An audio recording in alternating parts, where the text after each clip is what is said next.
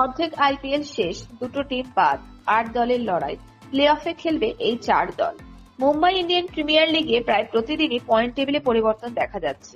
একদিন আগে সানরাইজার্স হায়দ্রাবাদ তাদের পঞ্চম জয়ের পর দ্বিতীয় স্থানে ছিল।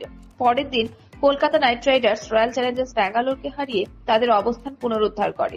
এই হারের পর বিরাট কোহলির দলের প্লে অফের আশা প্রায় শেষ বললেই চলে।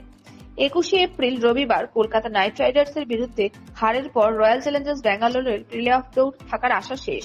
টুর্নামেন্টের অর্ধেক যাত্রা শেষ। রাজস্থান রয়্যালস রয়েছে শীর্ষে, কলকাতা রয়েছে দ্বিতীয় স্থানে। একের পর এক রেকর্ড ভাঙা সানরাইজার্স হায়দ্রাবাদ তৃতীয় স্থানে রয়েছে। চতুর্থ স্থানে রয়েছে মহেন্দ্র সিং ধোনির চেন্নাই সুপার কিংস এবং লখনৌ সুপার জায়ান্টস রয়েছে ৫ নম্বরে। ইন্ডিয়ান প্রিমিয়ার লিগ ২০২৪-এ রয়্যাল চ্যালেঞ্জার্স ব্যাঙ্গালোর এবং পাঞ্জাব কিংসের প্লে অফে পৌঁছানোর সম্ভাবনা খুবই কম। পয়েন্ট টেবিলের শেষে থাকা আরসিবি জিতেছে মাত্র একটি ম্যাচ আর হেরেছে ৭টি ম্যাচ। পাঞ্জাব জিতেছে ২টি আর হেরেছে ৬টি ম্যাচ। বাকি সব ম্যাচ জিতলেও আরসিবি শেষ পর্যন্ত সর্বোচ্চ ১৪ পয়েন্টে পৌঁছতে পারবে। পাঞ্জাব তাদের বাকি সব ম্যাচ জিতে মাত্র ১৬ পয়েন্টে পৌঁছতে পারবে। প্লে অফের দৌড়ের কথা বললে শীর্ষ ৪ দলের মধ্যে রাজস্থান, কলকাতা, চেন্নাই এবং লখনৌ সবচেয়ে শক্তিশালী অবস্থানে রয়েছে। সঞ্জু স্যামসনের দল ১২ পয়েন্ট নিয়ে শীর্ষে রয়েছে। মাত্র ২টি ম্যাচ জিতলে তারা পরের রাউন্ডে জায়গা পাবে।